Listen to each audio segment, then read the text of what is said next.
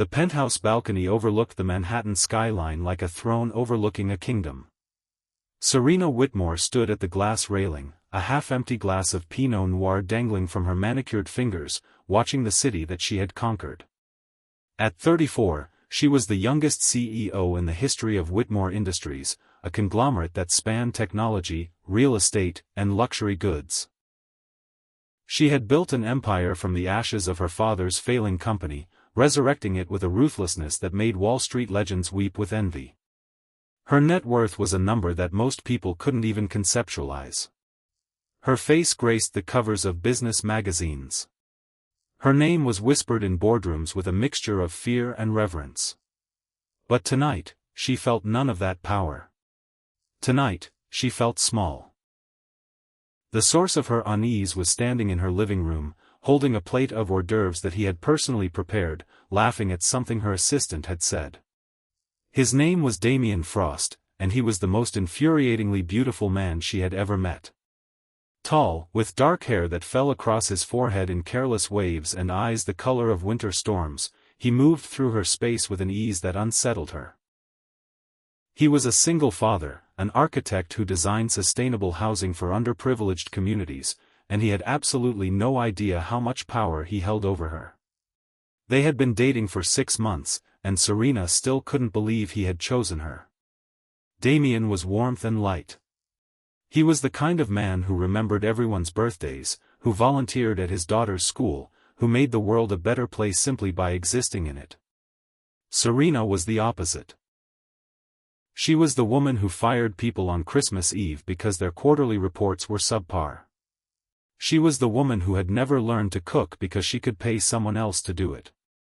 She was the woman who had convinced herself that love was a weakness, until Damien had walked into her life and shattered every carefully constructed defense.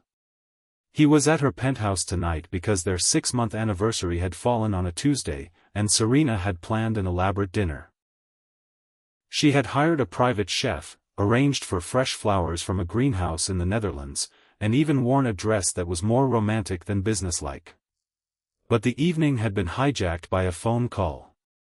One of her subsidiaries was in crisis, and she had spent the better part of an hour on the phone, pacing in her study, her voice clipped and commanding. By the time she had emerged, the chef had already left, and Damien had taken over the kitchen, making pasta from scratch with the casual confidence of someone who had never used a personal chef in his life. Serena had been watching him from the doorway, her heart doing something complicated in her chest, when the doorbell rang. "I'll get it," she had said, already moving toward the door. Damien had smiled that devastating smile. "Relax. I've got this. It's probably just the dessert delivery." But it wasn't. Damien opened the door, and Serena heard a woman's voice, light, melodic, and familiar in a way that made her stomach clench. She watched from the doorway of the kitchen as Damien's face lit up with surprise and warmth. "Valentina," he said, his voice carrying a note of genuine pleasure. "What are you doing here?" The woman stepped inside, and Serena felt her breath catch. She was stunning. Tall and willowy, with straight black hair that fell past her shoulders and caramel-colored skin that seemed to glow under the soft lighting. She was wearing a simple cream dress that probably cost more than most people's rent, and she moved with the effortless grace of someone who had never known a moment of uncertainty in her life. "I'm so sorry to intrude," Valentina said, her voice warm and apologetic. "I know it's late, and I should have called. But Sophia left her favorite sketchbook at my apartment, and she's been crying about it all evening. I was in the neighborhood dropping off some paperwork for the house sale, and I thought I'd just swing by and drop it off. I didn't mean to interrupt your evening." Damien laughed, shaking his head. "You're not interrupting anything. Sophia's been asking about that sketchbook all week. She'll be thrilled." He took the sketchbook from Valentina's hands and set it on the console table. "Thank you for bringing it. You didn't have to go out of your way." "It's no trouble," Valentina said, smiling. "She's my daughter too. I'd do anything for her." She glanced around the penthouse, her eyes taking in the candles, the flowers, the romantic setting. "Oh, Damien, I'm so sorry. You're clearly in the middle of something special. I should go." "Don't be ridiculous," Damien said. "Stay for a drink. Serena would love to meet you properly." "She's right." But before Damien could finish his sentence, Valentina had spotted something on his collar. She reached out, her fingers brushing against his neck as she dabbed at a spot of pasta sauce. "Still as messy as ever," she said, laughing. "You never could cook without wearing half of it." Damien laughed too, that warm, genuine sound that Serena had grown to love. Some things never change. And now Serena was on the balcony, watching Damien interact with his ex-wife, and something ugly and possessive was coiling in her stomach. She had never been the jealous type. Jealousy was for insecure women who didn't have everything they could possibly want. Serena had everything. Money. Power. Respect. But watching this woman touch Damien, watching him smile at her with that warm, open expression that he usually reserved for Serena, something snapped inside her. She set down her wine glass with more force than necessary and pushed open the balcony door. Damien looked up, his smile widening when he saw her. "Serena. There you are. I was just about to come get you." "Who is that woman?" Serena asked, her voice deceptively calm. Damien blinked, clearly confused. "What woman?"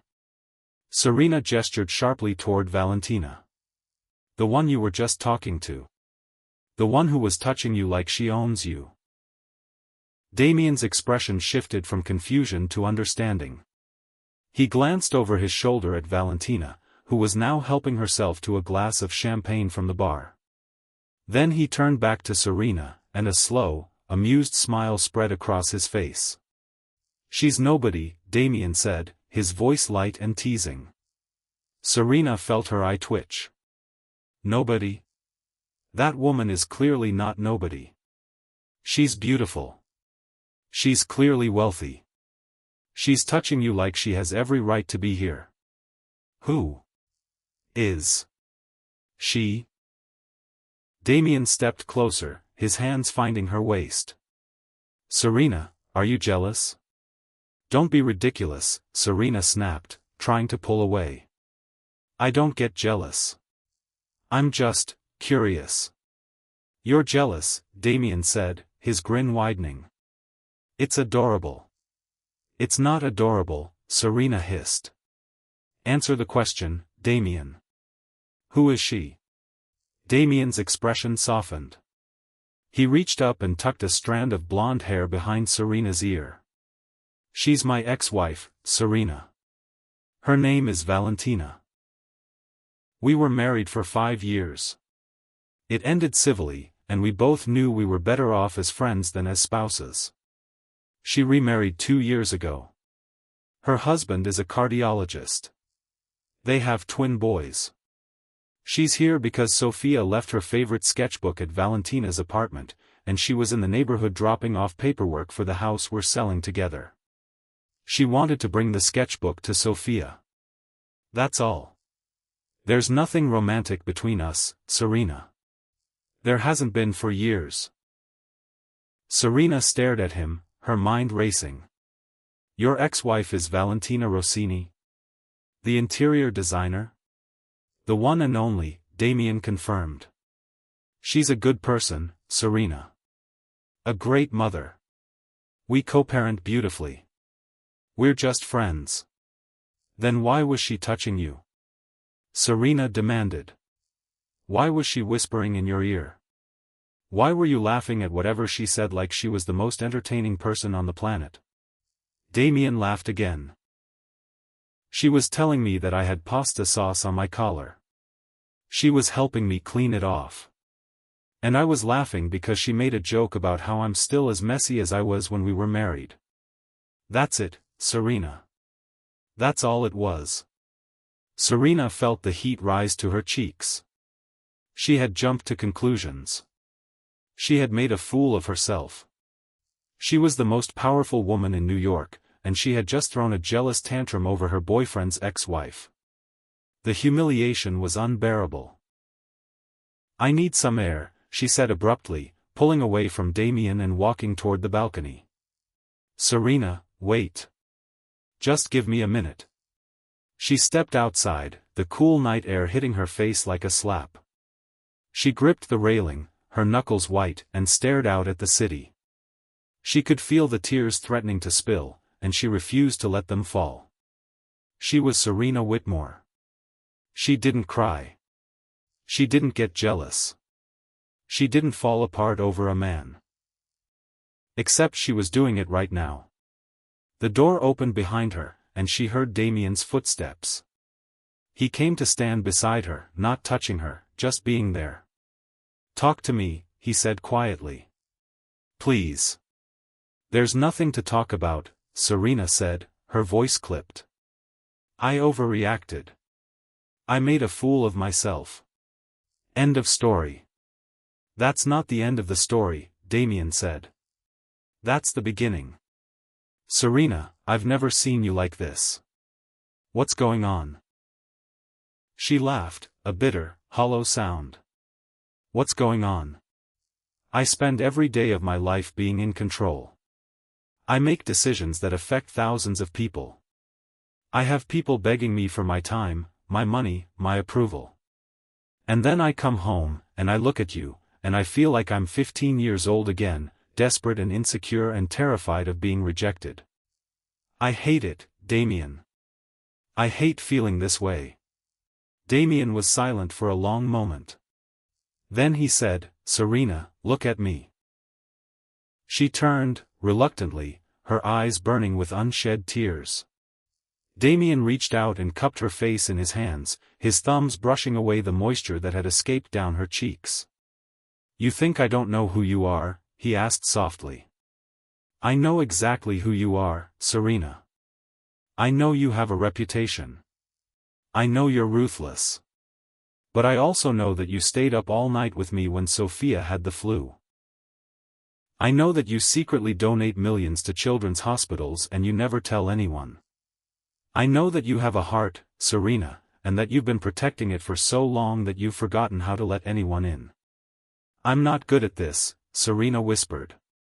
"I'm not good at relationships. I'm not good at sharing. I'm not good at letting go of control." "Good," Damien said, his voice firm. "Because I'm not interested in someone who's good at this. I'm interested in you. All of you.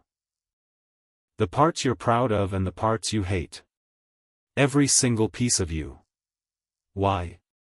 Serena asked, her voice breaking. "Why do you want me? You could have anyone. You could have Valentina. You could have someone who's warm and soft and doesn't have a reputation as an ice queen." Damien's expression grew serious. "Serena, I need you to listen.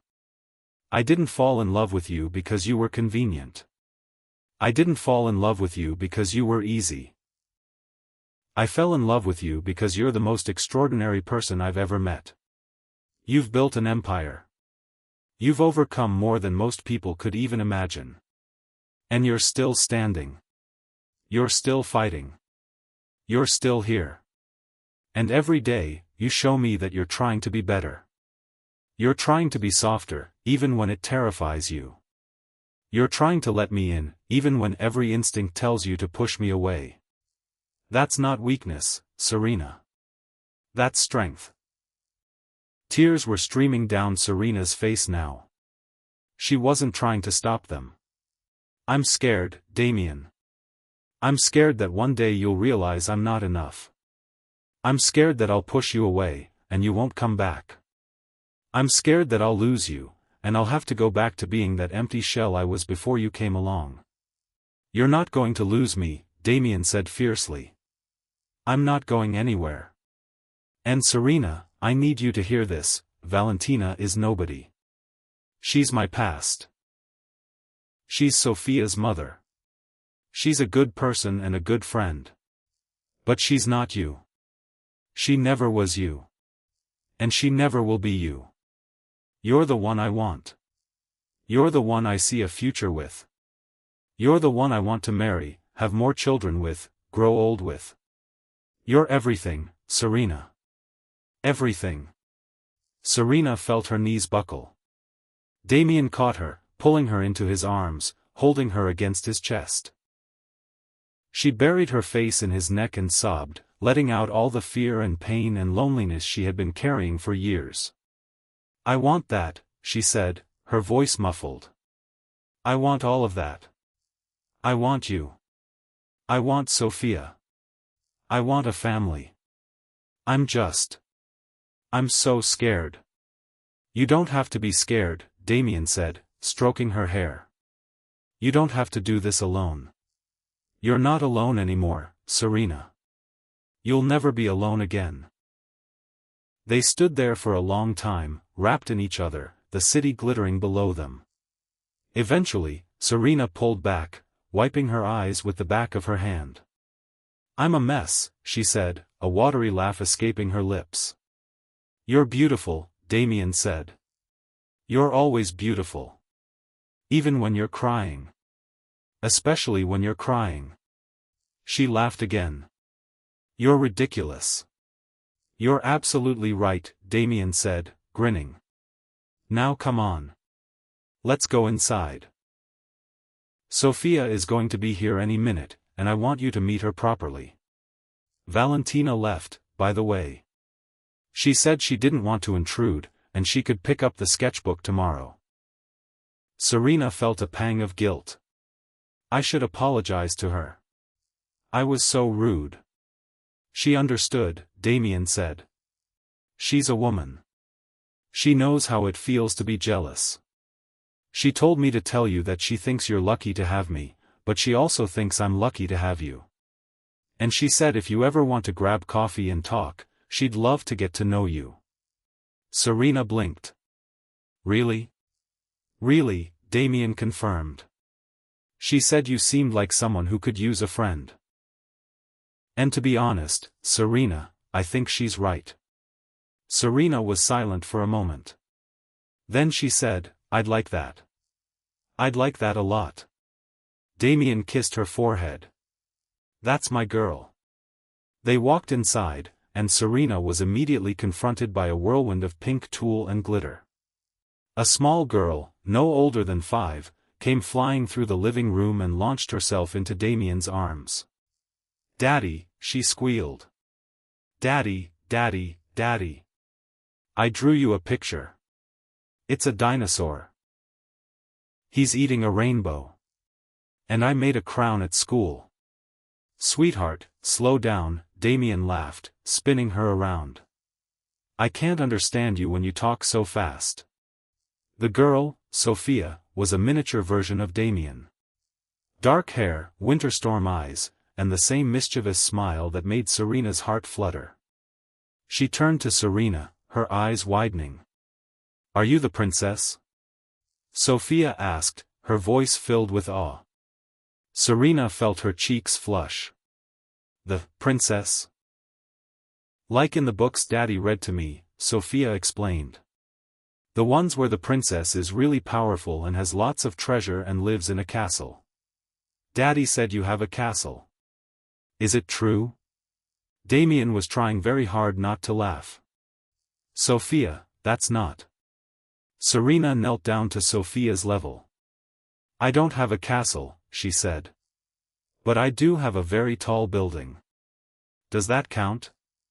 Sophia considered this carefully. Tall buildings are good. But do you have a crown? Serena hesitated. Well, actually, I do have a tiara that my grandmother gave me. It's not a crown, but it's close. A tiara. Sophia shrieked. Can I see it? Please, please, please. Serena felt warmth spreading through her chest. Of course you can. I'll show you after dinner. But first, I hear your father made pasta from scratch. Bolognese. Sophia confirmed. He makes it every time he wants to impress someone. He made it for Mommy when they first met, and he made it for the lady who lives next door. Damien covered Sophia's mouth with his hand, looking mortified. Okay, sweetheart, that's probably enough. Serena laughed, a real, genuine laugh. I love bolognese. I love it even more when it's made by someone who's trying to impress me. I'm always trying to impress you, Damien said, his eyes soft. Every single day. Sophia wiggled out of her father's grip and ran over to Serena, grabbing her hand. Come on, princess. I'll show you where the good seats are. And we can share the garlic bread. Daddy burns it sometimes, but I like it burnt. It's crispy. Serena let the little girl pull her toward the dining room, her heart full to bursting. The dinner was a chaotic, wonderful affair. Sophia talked non-stop, telling Serena about her school, her friends, her pet hamster, and her favorite cartoons. Serena found herself laughing more than she had in years. She even ate the burnt garlic bread, because Sophia insisted it was the best part. After dinner, as they were finishing up, Sophia looked at Serena with serious eyes. Are you going to be my new mommy? The question hit Serena like a freight train. Damien stepped in, kneeling beside his daughter. Sweetheart, Serena and I are still getting to know each other. She's very special to me, but we're not at that stage yet. We need to take things slow, okay? But I want her to be my mommy, Sophia said, her lower lip trembling. I want her to live with us. I want her to read me bedtime stories and take me to school. All the other kids have mommies. I want one too. Serena's heart broke. She knelt down in front of Sophia, taking the little girl's hands in hers. Sophia, she said gently, I can't promise you that I'll be your mommy. That's not something I can promise. But I can promise you this. I will always be here for you. I will always come to your school plays. I will always read you bedtime stories. I will always be someone you can count on. Is that okay? Is that enough for now? Sophia sniffled, then nodded slowly. Okay. But you have to pinky swear. Serena laughed. I don't know how to pinky swear. I'll teach you, Sophia said, sticking out her pinky. You put your pinky like this, and you wrap it around mine, and you say the words. Serena copied the gesture, her pinky intertwined with Sophia's tiny one. What are the words? You have to say, I promise to be your friend forever and ever, Sophia said seriously. I promise to be your friend forever and ever, Serena repeated. Sophia nodded solemnly. Okay. Now we have to shake. 3 shakes. 1, 2, 3. Done. Now it's official. You can never break a pinky promise. It's the law. Damien was watching them with tears in his eyes. I think I need a minute, he said, his voice rough. He excused himself to the kitchen. Did I say something wrong? Sophia asked, looking worried. No, sweetheart, Serena said. You said everything right. Your daddy is just feeling very emotional right now. I know, Sophia said. And I love him. And I love you too, even though you're new. Is that okay? Serena felt tears welling up in her eyes. That's more than okay, Sophia. That's the best thing anyone has ever said to me. The evening wound down, and Sophia eventually fell asleep on the couch. Damien carried her to the guest room, tucking her in with all the tenderness of a man who had been doing this alone for far too long. When he returned, Serena was sitting on the couch, staring into space. Hey, he said softly, sitting down beside her. You okay? I think I'm in love with your daughter, Serena said. I know that's a weird thing to say, but I think I fell in love with her the moment she called me a princess. Damien laughed. That's not weird. That's exactly what I wanted to happen. I'm still scared, Serena admitted. I'm terrified, actually. This is so much responsibility. I don't want to mess it up. You won't, Damien said. You're the most capable person I've ever met. Serena leaned into him, resting her head on his shoulder. Damien, I want to have a family with you. I want to have children. I didn't think I wanted it. I convinced myself that I was too busy, too driven. But when I see Sophia, when I see you with her, I realize that's what I want. That's all I want. Damien looked at her, his eyes searching her face. Are you sure? Serena, being a parent is the hardest thing I've ever done. It's exhausting. It's terrifying. I know, Serena interrupted. I know it's hard. I know it's terrifying. But I also know that it's the most rewarding thing in the world. And I want to do it with you. I want to build a life with you. A real life.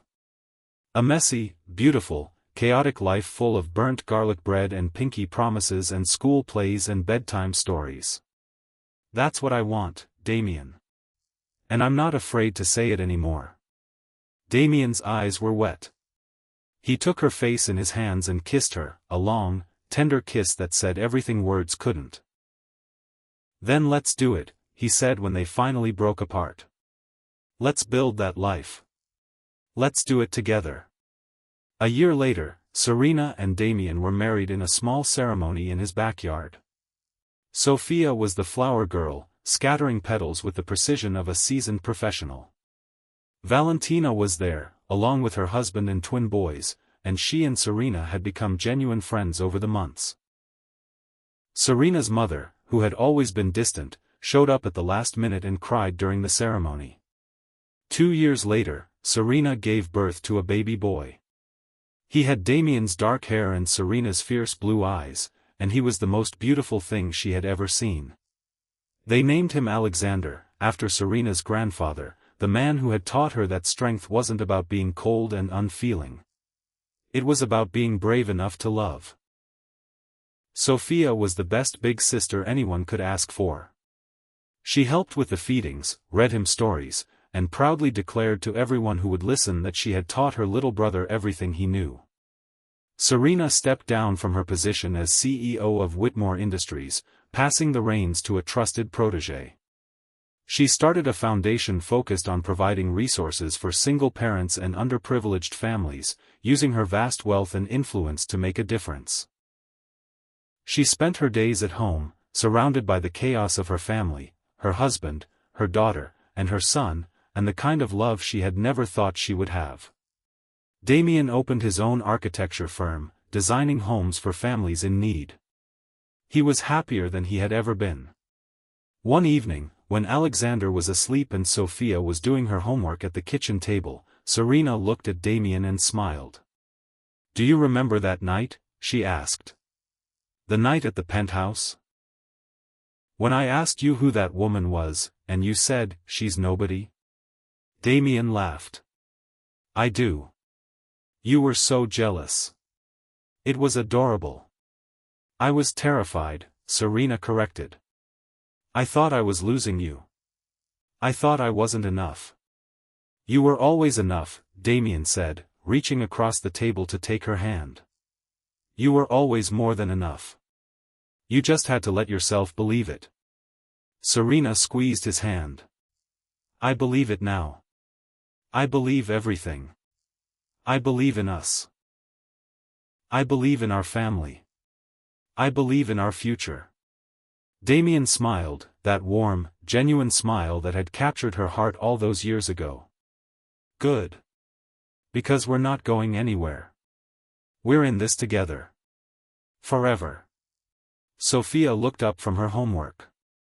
"Are you guys being gross again?" "Extremely gross," Serena said, laughing. "So gross that you're going to be embarrassed about it for the rest of your life." Sophia groaned. "That's so unfair." "It's a parent's job to embarrass their children," Damien said. "It's in the rulebook." "You're the worst," Sophia said, but she was smiling. "I love you guys." "We love you too, sweetheart," Serena said. More than anything in the world. The sun was setting over the Manhattan skyline, painting the city in shades of gold and pink. Serena looked at her family, her husband, her daughter, her son, and she knew, deep in her heart, that this was exactly where she was meant to be. Not in a cold, empty penthouse, but in a warm, chaotic home filled with love and laughter. She had finally found the family she had always dreamed of. And she was never letting go.